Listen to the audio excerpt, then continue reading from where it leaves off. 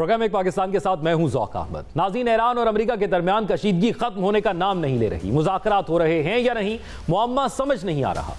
पसे मंजर में मुज़ाकरात की मेज सजी है, मगर फरीकैन को एक दूसरे पर एतमाद बिल्कुल भी नहीं है। पाकिस्तान में ईरानी सफ़ीर रज़ा अमीरी मुक़द्दम ने इंकशाफ किया है कि ईरान ने पाकिस्तान के जरिए अमेरिका को एक नया मुज़ाकराती मंसूबा भिजवा दिया है, लेकिन इसकी कामयाबी का दारोमदार वाशिंगटन के रवैये पर होगा। ईरानी मीडिया के मुताबिक अमेरिका की 9 नकाती तजावीज़ के जवाब में ईरान ने 14 नकाती जामे मंसूबा पेश किया है, जिसमें 2 बाकी जंगबंदी के अमरीकी मुतालबे को मुस्तरद करते हुए वाज़ेह किया गया कि तमाम मामला 30 दिन में हल किए जाएं और महज जंगबंदी नहीं बल्कि जंग का मुकम्मल खात्मा होना चाहिए।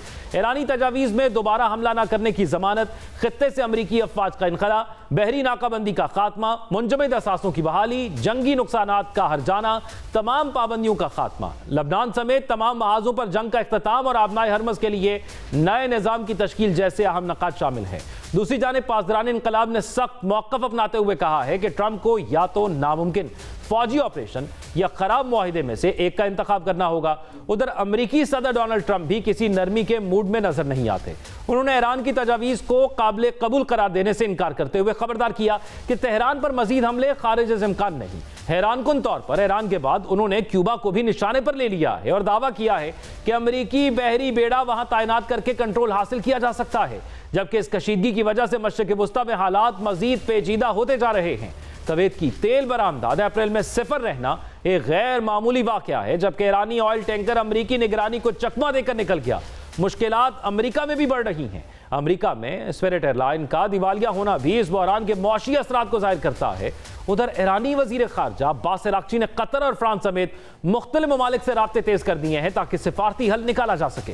दूसरी जानिब इसराइल ने जनूबी लबनान में फिर कार्रवाइयों का ऐलान करके एक और महाज गर्म कर दिया है। सवाल यह है कि क्या ईरान अमरीका मुज़ाकरात वाकई अमन की तरफ बढ़ रहे हैं या सिर्फ वक्त हासिल करने की एक चाल है? क्या अमरीका और ईरान किसी मुश्तरका नुक्ते पर पहुंच जाएंगे या खित्ता एक और बड़ी जंग के दहाने पर है? इसी तमाम सूरत-ए-हाल पर बात करने के लिए हमारे साथ मौजूद हैं नगमाना हाशमी साहिबा, जो कि साबिक सफ़ीर हैं, और उनके साथ साथ फैज़ रहमान साहब हमारे साथ वाशिंगटन से मौजूद हैं। दोनों मेहमानों का बहुत शुक्रिया। मैं सबसे पहले वाशिंगटन की तरफ चलूंगा और फैज़ साहब, आपसे ये जानना चाहूँगा कि ईरान ने 14 अब तजावीज़ जो है वो अमेरिका को भिजवा दी हैं। अमेरिका क्या सोच रहा है कि क्या आया इन तजावीज़ पर बात हो सकती है या कोई नई तजावीज़ अब अमेरिका की जानिब से आ सकती हैं, अपने उसी मौक़िफ़ को दोहराते हुए?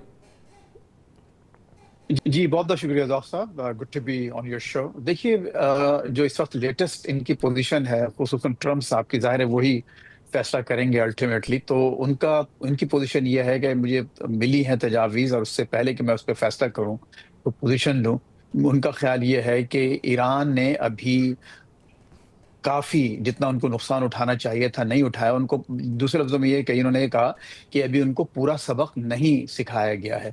तो ये एक थिंकिंग है कि किसी तरह से मामला और इसको तूल दिया जाएगा। मुझे एक बात मुसलसल मैं कह रहा हूँ कि बज़ाहिर ऐसी लगता है कि अगर आप, जैसे कि आपने बड़ा अच्छा इंट्रो दिया, बहुत अच्छा नक्शा खींचा तमाम सूरत हाल का, और एक जो इस वक्त पूरी जामे सूरत हाल है कई पहलुओं से, वो बहुत मुश्किल मामलात नज़र आते हैं। और लग ऐसी रहा है कि ईरान ने एक ऐसी पोजीशन ली है, ईरान को ये एहसास है पूरी तरह से कि इस वक्त उनकी पोजीशन, उनकी स्ट्रेटेजिक पोजीशन और उनका अपर हैंड है। वो ये समझते हैं कि वो उनमें तकलीफ़ उठाने की, उनमें नुकसानात उठाने की सकत ज़्यादा है बनिस्बत अमेरिका के, क्योंकि ईरान का मामला आपको मालूम है कि उनके अपने वजूद को बरकरार रखने का मामला है, जबकि अमेरिका के लिए ये एक दूर दराज इलाके में एक ऐसी जंग है जहाँ के ज़ाहिर है कि उसको जारी करने के लिए उनको बेपनाह रिसोर्सेज की और बहुत से जानी नुकसान उठाने का भी उसमें बहुत बड़ा अंदेशा और खदशा है। तो अब मुझे नहीं लगता फिलहाल। लेकिन फैज़ रहमान साहब, कता कलामी की माजरत, ये जो बात आप कर रहे हैं कि वो डोनाल्ड ट्रंप साहब जो कहते हैं कि जो मजीद नुकसान पहुंचाया जा सकता है, जो टारगेट था वो नहीं हुआ, लेकिन अमेरिका और डोनाल्ड ट्रंप खुद ये बार बार एतराफ़ करते हैं कि हमने जंग जीत ली, हमने उनकी नेवी तबाह कर दी, हमने मिसाइल, उनकी जो इंफ्रास्ट्रक्चर थे जहाँ पर वो मौजूद थे वो तबाह कर दिए, हमने टॉप लीडरशिप को शहीद करके वहाँ पर रजीम चेंज कर दिया है। सर, फिर कौन से टारगेट्स रह गए जो अचीव करने बाकी है, अमेरिका समझता है? जी, देखिए ज़ौक़ साहब, यही बहुत बड़ा ज़ाहिर सवाल है। जो उनके यहाँ मुख़ालिफ़िन हैं वो यही समझते हैं कि आखिर जब आपने 2 रोज़ बाद ही ये फ़ैसला कर दिया था। उनका मशहूर जो ट्वीट है जो उनके ट्रुथ सोशल पर आया था कि कंप्लीट विक्ट्री हासिल हो चुकी है, कोट अनकोट कंप्लीट विक्ट्री। तो जब ये सब कुछ आप कर चुके हैं तो ज़ाहिर सवाल ये पैदा होता है कि अब और वो कौन से आप मक़ासिद हैं, अहदाफ़ हैं जो हासिल करना चाहते हैं। अच्छा देखिए, यही उनकी जो एक इनकंसिस्टेंट जो मैसेजिंग है, या जो एक आपको कॉन्फ्लिक्टिंग आपको बयानात नज़र आते हैं, उसकी वजह से आज ये हालत हुई है कि उनकी जो डिसअप्रूवल रेटिंग है इस वक़्त ऑल टाइम हाई है। अमरीकी अवाम की 62% से ज़्यादा अक्सरियत उनको नापसंद कर रही है, उनकी कारकर्दगी को। इस जंग के बारे में जो डिसअप्रूवल रेटिंग है वो 67% है। तो इसमें कोई शक नहीं है कि ऐसा कभी नहीं हुआ अमरीकी तारीख में कि किसी भी जंग में अप्रूवल रेटिंग बहुत ज़्यादा हाई रही हो। लेकिन इसमें देखिए, इसमें 2 बातें बहुत अहम है। एक तरफ तो ये कि इसमें यकीनन कोई शक नहीं कि ये इनकी अपनी शख्सियत, इनकी अपनी जो कारकर्दगी है वो उसको पसंद नहीं किया जा रहा, और इस जंग को भी पसंद नहीं किया जा रहा। लेकिन इसका मतलब ये नहीं है कि अमरीकी अवाम ईरान को पसंद करने लगे हैं। तो ये जो एक फैक्टर है कि ईरान के साथ जो एक over the last almost 50 years जो एक नैरेटिव बनाया गया है यहाँ पर, सही या गलत जो भी हो, वो उस नैरेटिव की बुनियाद पर अमरीकी अवाम अभी भी ईरान को एक इस हालत में एक्सेप्ट करने को तैयार नहीं है, और उसी का ठीक। फ़ायदा यहाँ के जो मुख्तलिफ एडमिनिस्ट्रेशंस हैं वो अपनी कार्रवाइयों के लिए उठाते रहे हैं। ट्रम्प साहब का समझना ये है, वो ये कहते हैं कि ठीक है, कुछ और दिन मामलात ऐसे रहेंगे, लेकिन चूँकि अभी मिड टर्म में जो हमारे इलेक्शंस आने हैं नवंबर में, नवंबर 5th को, तो उसमें इतना अरसा बाकी है कि वो चीज़ों को टर्न अराउंड कर सकते हैं। और और अगर उसमें वो उन्होंने टर्न टर्न अराउंड अराउंड करने में टर्न जी, अराउंड जी, कर भी फरमाइए। सकते हैं, और फिर चाइना का दौरा भी, मैं जरा उस पर भी बात करना चाहूंगा। लेकिन मैं जी हाँ। नज़माना साहिबा आपसे एक चीज़ जानना ये चाहूंगा कि क्योंकि जेडी वेंस साहब ने पाकिस्तान में इस्लामाबाद में जब प्रेस कॉन्फ्रेंस की थी तो कहा था कि बॉल अब ईरान के कोर्ट में है। अब ईरान ने भी एक 14 नुकाती जब उनको तजावीज़ भेजी हैं जिस पर वो चाहता है कि इस पर मुज़ाकरात हो जाए, फिर 2 महीने की बजाय 1 महीने में मामला तय हो जाए, तो आपको लगता है कि वो बॉल अब अमेरिका की कोर्ट में पहुंचा दिया उन्होंने? देखिए, ये जब सिलसिला शुरू हुआ था तो ये सारी चीजें as a comprehensive agenda discuss हो रही थी। ये जो अब इनकी कैटेगराइजेशन हुई है या लिस्टिंग हुई है कि कौन सा एजेंडा प्रायोरिटी पे होगा और कौन सा बाद में होगा, ये सारा कुछ तो सीज फायर जब वायलेट हुआ है, और उसके बाद इन रिएक्शन ईरान ने ये आपने हुर्मुज़ बंद की, उसके बाद वो फिर खोल दी, तो ब्लॉकेट लगा दिया उन्होंने। इसकी वजह से वो सारा एजेंडा ऊपर नीचे हो गया है। और जो प्रायोरिटाइज किया था वो न्यूक्लियर को ट्रम्प साहब ने किया था कि जी पहले सबसे आप ये हल करें, फिर हम बाकी बातों पर बात करेंगे। तो जिस पे फिर ईरान ने भी स्टैंड ले लिया कि पहले आप ब्लॉकेट पे बात खत्म करें और जंगबंदी एक करें, फाइनल एग्रीमेंट करें, और जो है हमारी सैंक्शंस उठाएं, तो उसके बाद फिर हम न्यूक्लियर पे भी बात कर लेंगे। ये अगर आप देखें तो डिमांड्स में कोई खास चेंज नहीं है, सिर्फ इनका ऑर्डर ऊपर नीचे हो रहा है। तो इस वक्त Iran basically bye preserving its position वो कह ये रहा है कि जी ठीक है, ये हम तो हमेशा से कह रहे हैं कि जी न्यूक्लियर पे बात करते हैं, so we can talk about nuclear. पहले भी हमने JCPOA किया है, उसके बाद ओमान के साथ भी जो नेगोशिएशंस थी उसमें भी हमने बहुत सारी चीजों पे एग्री किया, तो हम करेंगे। लेकिन आप बराए मेहरबानी पहले ये गारंटी दें कि जी आप दोबारा एग्रीमेंट के बाद फिर 2 महीने बाद आप कोई जंग नहीं छेड़ देंगे। जंग ये कॉन्फ्लिक्ट जो है इसका परमानेंट हल होना चाहिए।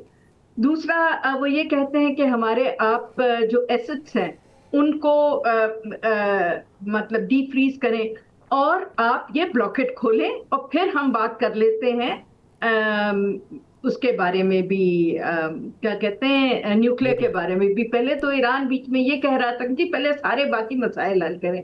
तो यस, थोड़ी सी उसमें उन्होंने नरमी दिखाई है। और अभी जो आज मैं लेटेस्ट देख रही थी, ट्रम्प साहब की किसी अपने जर्नलिस्ट से गुफ्तगू हो रही थी फ्लोरिडा में, तो वो उसने पूछा था कि जी जो अब आपको पॉइंट्स मिले हैं आपका क्या रद्द-ए-अमल है, तो उसमें उन्होंने कहा था कि जी ये हमें 14 पॉइंट्स मिले, हम इन्हें स्टडी कर रहे हैं, स्टडी करके जवाब देंगे। सो विच मीन्स के थोड़ी सी प्रोग्रेस है, थोड़ा सा ये अब उम्मीद बन रही है कि ये जो पॉइंट्स अब गए हैं इनके ऊपर यानी शायद मना साहिबा कोई इसमें ये नजर आता है कि जितना टाइम बाय किया जा रहा है दोनों फरीकैन की जानिब से, वो चाहते हैं कि उस टाइम के मद्दे मुकाबिल उनका लेवरेज भी बढ़ जाए मुज़ाकरात की टेबल पर। इससे ये समझ आ रही है चीज़। अब फैसल, इस सारी सिचुएशन के अंदर डोनाल्ड ट्रंप साहब के दोनों अदवार के अंदर एक नारा था, मेक अमेरिका ग्रेट अगेन, और यहां से बैठे हुए हमें यही नजर आता है कि 1979 से लेकर आज तक यही बताया गया कि ईरानी अमेरिकन के दुश्मन हैं, और उसी दुश्मनी की बुनियाद पर ये यूएस ने इसराइल का साथ भी दिया अटैक के ऊपर। तो क्या वहां पर जो राय आमा है जिसने आपने कहा कि वो बढ़ रही है डोनाल्ड ट्रंप के खिलाफ, लेकिन क्या ये नजरिया भी वहां पर बदला है जो ईरान के हवाले से अमेरिकन को मुख्तलिफ सियासी जमातों ने बताया, या जो एक इमेज वहां पर है? जी देखिए, असल में जो इनका नैरेटिव है वो इनकी अपनी जो बेस है, जैसे कि आपने भी फरमाया कि मागा movement, make America great again, या इनकी जो अपनी रिपब्लिकन पार्टी का जो हार्ड लाइनर जो हिस्सा है, जो बेस है, वो इसीलिए इनके साथ है कि इन्होंने उस नैरेटिव को, मागा नैरेटिव को, अमेरिका फर्स्ट जो बयानिया है, उसको उन्होंने लिंक किया है ईरान के न्यूक्लियर प्रोग्राम से, और कामयाबी से, कम से कम अपनी बेस के लिए ये बताने में कामयाब हो गए हैं कि अगर ईरान का न्यूक्लियर वेपन बन जाता है, और अगर ईरान बहुत ज़्यादा एक ताकतवर, एक बहुत पावर हाउस बन के उभरता है, तो अमेरिका को और अमेरिकी अवाम को बराह रास्त उससे ख़तरा है। ऐसा नहीं कि उसके अलाइज को। अब इन्होंने बाकायदा ये कहना शुरू कर दिया है कि यूरोप और इसराइल को तो छोड़िए, अब इसके बाद ईरान बराह रास्त अमेरिका पर हमला कर सकता है और बेपनाह जानी और माली नुकसान पहुंचा सकता है। तो ये वो नैरेटिव है जिसको वो बार बार उसको रिपीट कर रहे हैं, और किसी हद तक, जैसे मैंने अर्ज किया, कि अपनी बेस को समझाने में कामयाब हो गए हैं। लेकिन अगेन जो अजीम अक्सरियत है इस वक्त अमरीकी अवाम की, वो इससे मुतमईन और मुतासिर नजर नहीं आती। ये नहीं लग रहा कि वो इसको ऐसा समझ रहे हैं कि हाँ ठीक है, वाकईतन ईरान जो है वो हमारे लिए एक बहुत बड़ा खतरा है। अच्छा, अब देखिए, बात दरअसल ये है कि जो कुछ भी ईरान ने जो भेजी हैं तजावीज़, ईरान के जो वहाँ पर भी जो बयानात और यहाँ पर भी जो बयानात हैं, दोनों ने ऐसी एक हार्ड लाइन ले चुके हैं, मैक्सिमलिस्ट पोजीशन ली हुई हैं, कि लगता नहीं कि ये गैप बहुत जल्दी कम होगा। अब देखिए, आज ही ईरान की तरफ से ये बयान आया है कि अमेरिका के पास दो चॉइसेस हैं, या तो एक बैड डील, यानी एक डील एक्सेप्ट करें, या फिर एक इंतहाई कीमती, इंतहाई एक्सपेंसिव जंग के लिए तैयार हो जाएं। तो जब जाहिर है कि जब ये मैसेजेस यहाँ पर पहुंचते हैं, तो फिर उसका रिएक्शन आप खुद अंदाजा कर सकते हैं क्या होगा। अच्छा, अब ईरान का जो एक वहाँ की लीडरशिप का जो फ्रेम ऑफ माइंड, जो एक माइंडसेट नज़र आ रहा है, वो ये कि हम चूंकि नुकसान बर्दाश्त करने की सलाहियत रखते हैं, लिहाजा हम अपनी ट्रम्प से ये बात ले जाएंगे। अच्छा, अब इनका कहना यह है कि अगर इन्होंने ब्लॉकेड उठा लिया, सब तमाम इनके assets, hundreds of billions of dollars के जो एसेट्स हैं इनके, अगर उसको अनफ्रीज कर दिया और सीज फायर करके परमानेंट सीज फायर कर दिया, तो फिर अमेरिका के पास क्या लेवरेज रहा, फिर क्या लेवरेज होगा कि ईरान जो है अब वाज़े तौर पर इनकी शराइत पर, या कम से कम बीच में आकर न्यूक्लियर इशू पर भी कोई बात करने को तैयार होगा, और विद इन क्लियर टाइमलाइन। तो अब यहाँ पर जो बहस चल रही है पॉलिसी मेकर्स में, कि क्या हम ईरान की इन तजावीज़ को मान के अपना तमाम लेवरेज खो दें, और उसी तरह से यानी प्री फरवरी 28 की सिचुएशन पे चले जाएं, जब कि ठीक है, सब कुछ ओपन था, ब्लॉकेड भी नहीं था, स्टेट भी जारी और सारी थी। अब अगर उस पोजीशन पर जाने का मतलब ये हुआ कि आखिर आपने ये सब कुछ जो किया, इतना ज़बरदस्त जानी और माली नुकसान उठाया खुद अमेरिका ने और उसके अलाइज ने, और उसके अलावा आपने हज़ारों लोग वहाँ पर मार दिए ईरान में, तो इस सब का फ़ायदा क्या होगा? बिल्कुल, हासिल वसूल क्या हुआ कि वो अपनी आवाम को भी वो जवाब देना है कि उसमें फेस सेविंग किया। नगमाना हाशमी साहिबा, अब क्योंकि बात होती है कि ये मुज़ाकरात का दौर और सीज फायर एक्सटेंड हुआ है, दूसरा दौर नहीं कामयाब हुआ जिसमें दोनों वफूद नहीं आगे बैठे, अमेरिका का वफ्द भी नहीं आया, लेकिन इंपॉर्टेंट इज दिस कि चाइना का विजिट डोनाल्ड ट्रंप साहब जो है वो करने जा रहे हैं आज से तकरीबन 10 दिन बाद। अब क्या, और चाइना ने ये भी कह दिया कि टॉप ऑफ द लिस्ट यही मामला होगा अगर ये मामला हल ना हुआ, तो क्या हम ये ले सकते हैं कि अगले 10 दिन के अंदर कोई बड़ा ब्रेक थ्रू हो सकता है इन मुज़ाकरात के हवाले से?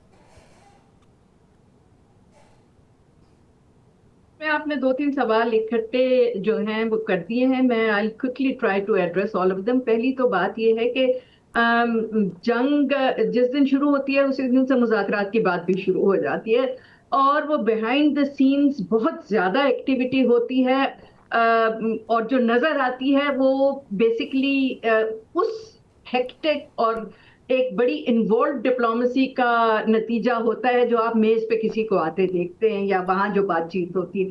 तो पाकिस्तान इस वक्त पिछले देखें जंग शुरू होने से पहले से इन्वॉल्व है और बहुत ही ज्यादा एंगेज्ड है और बहुत ही एक इंटेंस बैकग्राउंड डिप्लोमेसी कर रहा है, जिसके नतीजे में आप ये अब सुन रहे हैं कि शायद एक और राउंड भी होने के लिए जा रहा है। तो जंग तो बंद तो होगी तो वो मुज़ाकरात की टेबल पे होगी, उसके अलावा तो हो नहीं सकती। जहां तक चाइना का सवाल है तो चाइना ने तो जंग शुरू होने से पहले भी कहा था कि जी ये जंग की तरफ आप ना जाएं, आप मुज़ाकरात की टेबल पर आएं और डिप्लोमेसी को आप चांस दें और डिप्लोमेसी से ये मसले हल करें। जब जंग शुरू हो गई तब भी उन्होंने कॉन्स्टेंटली ये कहा कि जी आप बराए मेहरबानी एस्केलेशन की तरफ ना जाएं, आप तहम्मुल से काम ले। दोनों साइड्स को कहा कि आप रिस्ट्रेंट करें। लेकिन उसके बाद ये जब ब्लॉकेड हुआ है तो आपने देखा है कि चाइना का रेटोरिक भी चेंज हुआ है।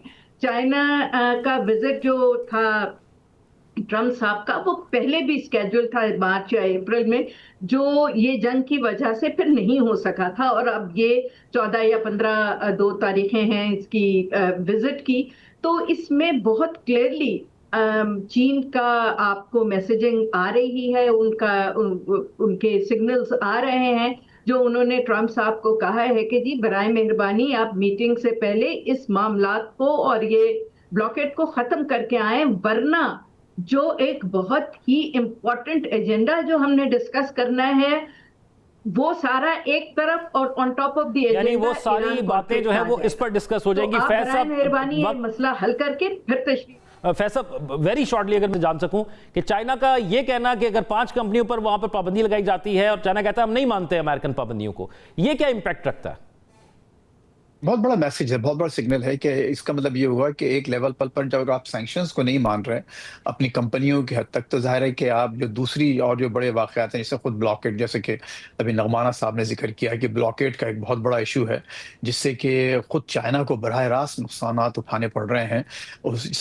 ईरान का तकरीबन 70% से ज़्यादा, ऑलमोस्ट मैं तो समझता हूँ 83% ऑयल जो है वो चाइना और उसके आसपास जाता है। तो उसका मतलब ये हुआ कि चाइना इसमें बहुत बड़ा स्टेक होल्डर है, और अगर ये मीटिंग, अगर इनकी जो समिट है बीजिंग में अगर कामयाब होना चाहती है तो उसके लिए जो बेसिक जो कुछ चीजें हैं, फंडामेंटल जो स्ट्रक्चरल बातें हैं, उसको टेक केयर करना पड़ेगा। बिल्कुल ठीक है। वक्त की किल्लत की फैज रहमान साहब, सबसे इंपॉर्टेंट पॉइंट यही इस सिचुएशन में आया कि इस विजिट से पहले जो दीगर मामलात हैं उनको जो है वो हल करना होगा। बहुत शुक्रिया फैज रहमान साहब और हमारे साथ मौजूद थे, और नगमाना हाशमी साहब हमारे साथ मौजूद थी। नाज़रीन, प्रोग्राम में एक ब्रेक शामिल करेंगे, लेकिन ब्रेक के बाद आपको बताएंगे कि इसका इंपैक्ट क्या है जब चाइना यूएस की सैंक्शंस का इनकार कर रहा है। Stay with us. ब्रेक के बाद खुशामदीद नाज़रीन। चीन ने एक बार फिर आलमी सियासी बसात पर ऐसा कदम उठाया है जिसने वाशिंगटन में हलचल मचा दी है। अमरीकी पाबंदियों को खुलेआम चैलेंज करते हुए बीजिंग ने न सिर्फ उन्हें गैर मौसर करार दिया बल्कि ईरान से तेल की खरीदारी जारी रखने का दबंग ऐलान भी कर दिया।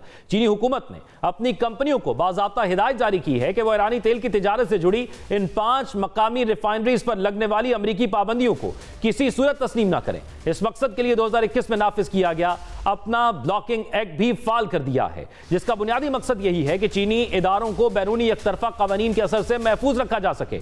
चीन की वजारत तिजारत ने 2 टोक अल्फाज में वाज़ेह किया है कि वो इन अमरीकी पाबंदियों को कानूनी या इखलाकी तौर पर तस्लीम नहीं करती। बीजिंग के मुताबिक ऐसी पाबंदियां ना सिर्फ गैर मुनसिफाना है बल्कि आलमी तिजारत के बुनियादी असूलों से भी मुतसादिम है, क्योंकि ये चीनी कंपनियों को दुनिया के दीगर ममालिक के साथ मामूल की मुआशी सरगर्मियों से रोकती हैं। चीनी हुकूमत पहले ही वाज़ेह कर चुकी है कि वह इन तमाम एकतरफा इक़दाम की मुखालिफत करती है जो अक़वाम मुत्तहिदा की मंजूरी के बगैर नाफिज किए जाएं और जिनकी बुनियाद बैनुल-अक़वामी कानून ना हो। इन पाबंदियों की जद में आने वाली 5 चीनी कंपनियों में से 3 सूबा शेंडोंग में जबकि 2 दीगर सूबों में वाक़ हैं। 24 अप्रैल को जब अमरीकी महकमा खजाना ने इन पाबंदियों का ऐलान किया तो हैंगली रिफाइनरी को ईरान के अहम तरीन खरीदारों में से एक करार देकर इल्जाम आयद किया गया कि यह कंपनी ईरानी खाम तेल की खरीदारी के जरिए वहां की फौज के लिए करोड़ों डॉलर की आमदनी का बायस बन रही है। हकीकत यह है कि चीन ईरान के तेल का सबसे बड़ा खरीदार है। आदाद-ओ-शुमार के मुताबिक 2025 में ईरान की बरामद करदा तेल का 80% से ज्यादा हिस्सा चीन ने खरीदा, जो इस मौशी ताल्लुक की गहराई को वाज़ेह करता है। इस नए तनाज़े ने इस वक्त सर उठाया जब अमरीकी सदर जल्द चीन का दौरा करने वाले हैं। माहिरीन के मुताबिक अमरीकी पाबंदियों का एक मकसद ईरान पर दबाव बढ़ाना है तो दूसरा बड़ा हदफ चीन की तवानाई सप्लाई चेन को मुतासर करना है ताकि आलमी मंडी में इसके असर को महदूद किया जा सके। तीसरा हदफ अमरीका सिर्फ ईरान या चीन को नहीं रोक रहा बल्कि वो पूरी दुनिया की तेल और तवानाई के कंट्रोल लाइन पर अपने हाथ में ही ये रखना चाहता है। ये सारा मंजरनामा सिर्फ पाबंदियों, तिजारत या दो मुल्कों के इख्तलाफ का नहीं बल्कि इसके पीछे ताकत, असर रसूख और मुस्तकबिल की कंट्रोल लाइन छुपी हुई है। ये वो दुनिया है जहां तेल सिर्फ एक शय नहीं बल्कि ताकत की जुबान है और तवानाई सिर्फ जरूरत नहीं बल्कि फैसला साजी का हथियार बन चुकी है। चीन ने एक तरफ खड़े होकर यह वाज़ेह कर दिया है कि वो अब अमरीकी दबाव के सामने झुकने के लिए तैयार नहीं। अब असल सवाल यह है कि इस खामोश जंग का अंजाम क्या होगा। क्या ये टकराव सिर्फ मईशत तक महदूद रहेगा? क्योंकि तारीख का असूल तो यह रहा है कि जब ताकत के मराकज़ टकराते हैं तो असर सिर्फ उन तक महदूद नहीं रहता बल्कि पूरी दुनिया का तवाज़ुन बदल जाता है। अब इसका असर क्या होगा? क्या दुनिया एक नए आलमी निज़ाम की तरफ बढ़ रही है? तमाम तर सूरत हाल पर बात करेंगे। हमारे साथ हफीज़ पाशा साहब मौजूद हैं, सीनियर इकोनॉमिस्ट हैं। बहुत शुक्रिया हफीज़ पाशा साहब आपके वक्त का। हफीज़ पाशा साहब, अब इस सारी सूरत हाल के अंदर जो चाइना का ये बयान है कि वो अमेरिकन पाबंदियों को नहीं मानता और फिर एक टैरिफ वॉर भी हमने देखी थी जिसमें हमें ये सामने नजर आया वाज़ेह तौर पर कि जो अमेरिका चाहता था वो उसको हासिल नहीं हुआ। आपको क्या लगता है कि चाइना इस सिचुएशन तक अब पहुंच चुका है और फिर इसका असर क्या होगा? क्या दीगर ममालिक भी इसको एक एग्जाम्पल के तौर पर इस्तेमाल कर सकते हैं कि अगर चाइना इनकार करता है तो बाकी भी इस पाबंदियों के इनकारी हो सकते हैं?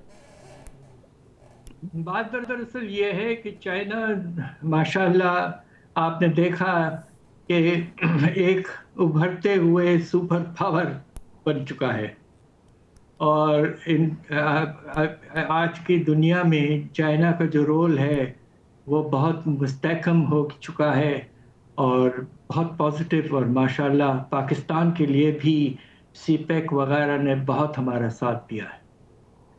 तो चाइना ने सोचा कि ईरान से जो ताल्लुकात हैं वो नॉर्मल होने चाहिए, उनका कोई मसला नहीं था आपस में, इसलिए China has continued to import oil from Iran. लेकिन हफीज़ पाशा साहब, इसका असर कहाँ तक होगा? क्योंकि दुनिया में मालियाती निज़ाम के हवाले से जो सिस्टम काम करता है वो स्विफ्ट है, लेकिन जो चाइना का सिस्टम है सिप्स, क्या आपको लगता है कि दुनिया एक ऐसी तब्दीली की तरफ जा रही है जिसके अंदर स्विच हो सकता है तमाम चीजें, इस मालियाती निज़ाम को भी बीच में अगर ऐड किया जाए तो?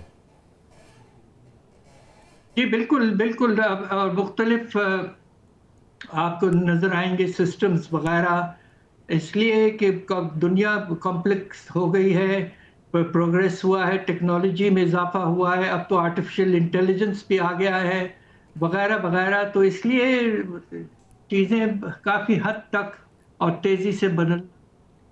और ये जो इकोनॉमिक एक वॉर भी हमने देखी और उसके बाद अब ये चाइना का विजिट है, उससे पहले अमेरिका का ये पाबंदियां लगाना और चाइना का इसको कबूल ना करना इस विजिट पर किस हद तक असरअंदाज हो सकता है? बिल्कुल जी, ये बहुत इम्पोर्टेंट विजिट है। इसका ईरान में भी एक सेटलमेंट के लिए कोशिश की जाएगी, इसलिए कि चाइना का ईरान में काफ़ी मुस्तहकम रोल है और रशिया का भी है।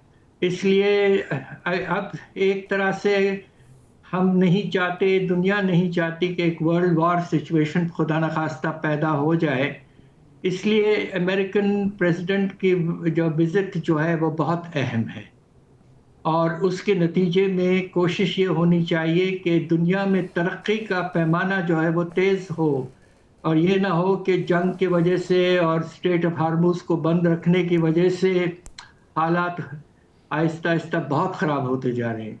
तो इसलिए ये विज़िट बहुत अहम है। दुनिया के दो अब बड़े पावर्स जो हैं अमेरिका और चाइना में आपस में मिलकर उन्हें सारी दुनिया के बारे में सोचना हफीज पाशा साहब, क्योंकि जैसे आपने जिक्र किया स्टेट ऑफ हॉर्मोज का भी, हमें ये नजर आ रहा है कि सिर्फ ये 2 ममालिक या 3 ममालिक जो डायरेक्ट फरीकैन है, जो जंग के अंदर है, उनको तो इम्पैक्ट नहीं कर रही, उनके साथ साथ पूरी दुनिया को उसने इफेक्ट किया। और फिर हमारा ज्यादा कंसर्न इसलिए भी हो जाता है कि पाकिस्तान में भी उसकी वजह से महंगाई हुई और हमें वो लॉन्ग टर्म नजर आ रहा है, वॉर अभी तक रुकी नहीं है, सिचुएशन अभी तक उसी जगह पर मौजूद है। तो ये जो वॉर का इफेक्ट है, इसका इंपैक्ट आपको लगता है कि कब तक रहेगा और मजीद क्या कुछ इसका इंपैक्ट हो सकता है इकोनॉमिक सतह पर? अब देखिए, पिछले मरतबा 2022-23 में जब तेल की कीमतों में इजाफा हुआ था यूक्रेन रशिया की जंग के आगाज़ के बाद, तो तकरीबन जो असरात थे वो पूरे 1 साल तक रहे और 2022-23 में पाकिस्तान के माशी हालात हद से ज़्यादा ख़राब हो चुके थे। हम तकरीबन दिवालिये तक पहुँच गए थे।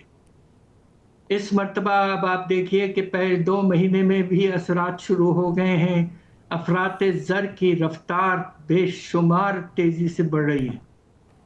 अब आप ये देखिए कि जंग से पहले 4.5% हमारे इन्फ्लेशन रेट था। अब मार्च के महीने के एंड में और अप्रैल के बाद अब आप ये देखिए कि इस वक्त हमारा federal Pakistan bureau of statistics खुद ये कहा है कि कंज्यूमर प्राइस इंडेक्स तकरीबन अप्रैल में 11% बढ़ा है। 11%, यानी कि 2 महीने में 4.5 से 11% तक पहुंच गया है। और सेंसिटिव प्राइस इंडेक्स जो जिसमें आम चीज़ें होती हैं, अशिया होती हैं, उसकी कीमतों पे ये इंडेक्स बनता है, उसमें 14% तक पहुंच गया है अफरात ज़र की रफ्तार। तो ये बहुत परेशान कुन बात है।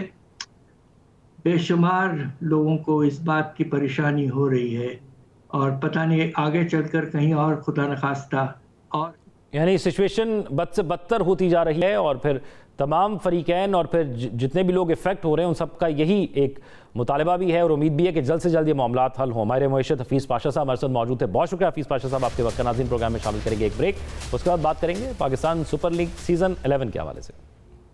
नाज़रीन, ब्रेक के बाद खुशामदीद। लाहौर की शाम रोशनी में नहाया हुआ कज़ाफ़ी स्टेडियम और एक ऐसा मार्का जिसका इंतजार पूरी दुनिया में क्रिकेट शायकीन कर रहे थे। पाकिस्तान सुपर लीग सीजन 11 का फाइनल है जहां पेशावर ज़ल्मी और हैदराबाद किंग्स मैन आमने सामने हैं। मैच की मौजूदा सूरत हाल अगर मैं आपको बताऊं तो पेशावर ज़ल्मी इस वक्त 37 रन 3 आउट और 4 ओवर्स का खेल हो चुका है। पेशावर ज़ल्मी ने टॉस जीतकर फील्डिंग का फैसला किया था, जबकि हैदराबाद की टीम आज 129 रन ही बना सकी और 130 का टारगेट देकर वो इस वक्त उसको डिफेंड करने की कोशिश कर रही है। अब इस पीएसएल के अंदर हमें हमेशा से उम्मीद होती है कि ऐसे खिलाड़ी सामने आएंगे जो बाद में पाकिस्तान को लीड करेंगे या पाकिस्तान क्रिकेट टीम के अंदर अच्छी कारकर्दगी दिखाएंगे।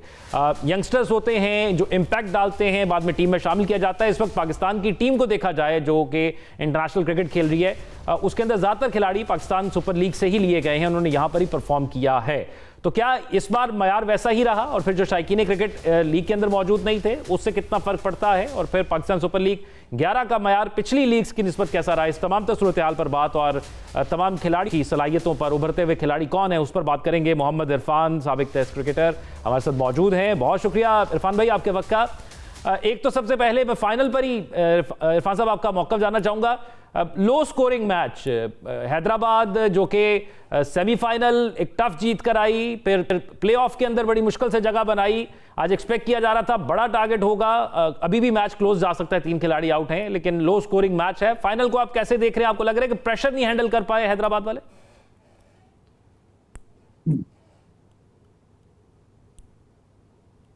नहीं, असल में देखा जाए तो क्रिकेट तो अच्छी हो रही है। जिस तरह की विकेट आप देखा जाए तो जो विकेट पहले आपने देखी होगी दूसरे मैचों में तो काफी स्लो विकेट होती थी, बैटिंग को थोड़ा सपोर्ट करती थी। तो अभी देखें आज जो अच्छे एरिया में बॉल गिर रहा है वो बाउंस भी कर रहा है, स्विंग भी हो रहा है। तो यही थोड़ा डिफरेंस है कि आज थोड़ी अच्छी विकेट बनी है तो देखे कितना स्कोर कम बना है। और दूसरा सबसे बड़ी बात यह है कि जिस तरह आपने पहले बात की हैदराबाद के साथ काफी लाख साथ दे रही है, क्योंकि वो प्लेऑफ से बाहर हो रहे थे। फिर उसके लास्ट मैच में उन्होंने अच्छी इनिंग्स खेली, उसके बाद फिर जो रन रेट का था तो इस तरह करते कराते वो यहाँ तक पहुंचे। इसके बाद जो पहला लास्ट मैच इनका हुआ है वो भी आप देखा जाए तो क्रिकेट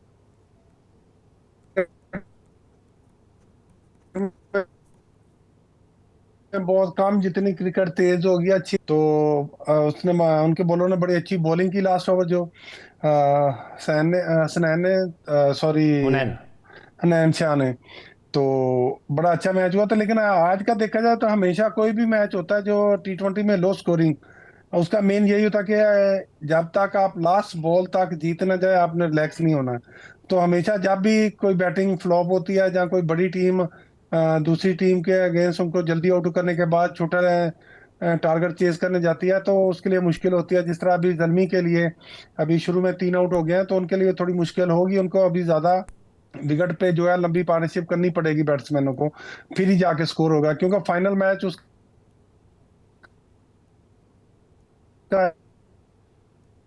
अच्छा अच्छा इरफान भाई, इस सारी सिचुएशन के इस सारी सिचुएशन के अंदर अगर मैं आपसे ये जान सकूं, हम टिल फाइनल पहुंचे, 2 नई टीम्स का इसमें इंक्लूड किया गया PSL 11 के अंदर, आप कैसे देखते हैं कि इसका मयार जो है वो बेहतर हुआ पहले से, या इस दफा आपको कुछ कमी नजर आई PSL 11 के अंदर इस पूरे टूर्नामेंट में?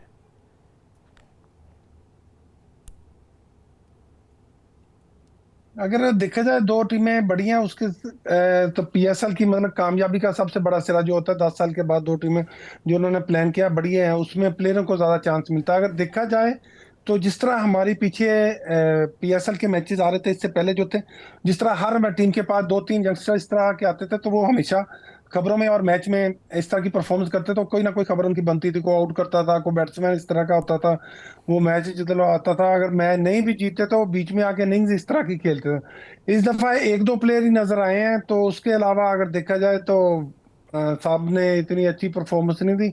लेकिन थोड़ा PSL का ग्राफ थोड़ा ऊपर गया, जिस तरह PCB और चेयरमैन साहब लेके चल रहे हैं PSL को, तो उन सबको मतलब कि बेस्ट विशेज है कि इसी तरह होना चाहिए। और थोड़ी दूसरी बात जो है, थोड़ी कमी महसूस हुई होगी, क्योंकि मैं भी खेल रहा था, जितनी भी हमने क्रिकेट खेली है पाकिस्तान से बाहर के लिए, पाकिस्तान बहुत कम क्रिकेट खेली है, तो शायकीन को लोगों ने मिस किया होगा काफी। 43 स्कोर इस वक्त हो चुका है पेशावर ज़ल्मी का, और 4 खिलाड़ी आउट हो चुके हैं।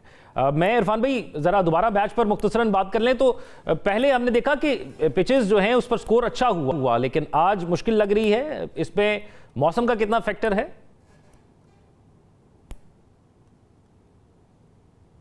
नहीं, असल में देखा जाए तो पिछले रात जो लाहौर में बारिश हुई है उसकी वजह से फिर जो एक ग्राउंड मैनों ने भी थोड़ा पानी लगाया होता है, विकेट पे हल्का सा मॉइस्चर भी नजर आता है, और हल्की हल्की विकेट भी ग्रीन नजर आ रही है ना, थोड़ा थोड़ा घास है ऊपर। तो उनके ख्याल में यही होगा कि सारा दिन धूप लगेगी बेहतर हो जाए, लेकिन आज लाहौर में कोई उस तरह की धूप नहीं लगी, ज्यादा बादल ही रहे हैं। अभी भी देखा जाए तो बादल आए हुए हैं, तो थोड़ी मतलब कि मॉइस्चर वगैरह होता है हवा में शाम को ना, जिस तरह का मौसम बना उसका भी काफी मतलब कि फर्क पड़ा होगा। और जो बात मैं ब्रेक से पहले आपसे जानना चाह रहा था कि एक तो अली रजा जिसकी पेस पर बहुत बात हो रही है, हुनैन शाह जिन्होंने प्रेशर में बहुत अच्छा परफॉर्म किया है, आपको लग रहा है कि ये प्लेयर्स हमें उभरते हुए तो नजर आ रहे हैं, लेकिन बहुत से प्लेयर्स यहां से उभर कर आए लेकिन वो पाकिस्तान क्रिकेट टीम के लिए वो परफॉर्म नहीं कर पाए जो PSL में कर पाते हैं। आपको क्या लगता है गैप कहां पर आता है कि वो ग्रूमिंग नहीं हो पाती? असल में अगर देखा जाए तो डोमेस्टिक क्रिकेट में सारे अच्छा परफॉर्म करते हैं, तो लेकिन हमारा अगर देखा जाए स्ट्रक्चर जिस तरह का होता है, अगर हम दूसरी कंट्रियों की बात करते हैं तो उनका डोमेस्टिक जो स्ट्रक्चर है वो बहुत पावरफुल है। तो कोई भी आगे से बोर्ड में कोई भी चेंजिंग हो, लेकिन उनका सिस्टम वही रहता है। हमें असल में एक सिस्टम बनाना पड़ेगा, ना हम T20 से कोई सिलेक्ट करेंगे ना कोई वनडे से, उसमें देखें कि उसने कितने सीजन खेले हैं। कम से कम जो भी प्लेयर आपका PSL में परफॉर्म करता है, आपके नेशनल T20 में परफॉर्म करता है, नेशनल वनडे में परफॉर्म करता है, तो उसको 2 सीजन कम से कम खेलने दें अपने अपनी क्रिकेट के। वहां पे आके उनको पता चलता है कि किस तरह बैटिंग वेट पे बॉलिंग करनी है, किस तरह प्लेयर को आउट करना है। तो वो वहां पे जितनी लंबी बॉलिंग करेंगे उतना फिर उनके लिए इजी होगा इंटरनेशनल क्रिकेट में। अगर देखा जाए तो हम 4-5 प्लेयरों की बात करते हैं, पीछे जो 150 प्लस या 150 140 प्लस के पास बॉल करते थे। तो अभी उनके बॉल देखें 130 135 140 से ऊपर नहीं जा रहे। उसका मेन मसला ये है कि आप जब एक दिन में 4 ओवर करेंगे तो जब आपको मैच की कंडीशन आएगी वहां पे आपसे वो पेस और उस तरीके से बॉलिंग नहीं होगी।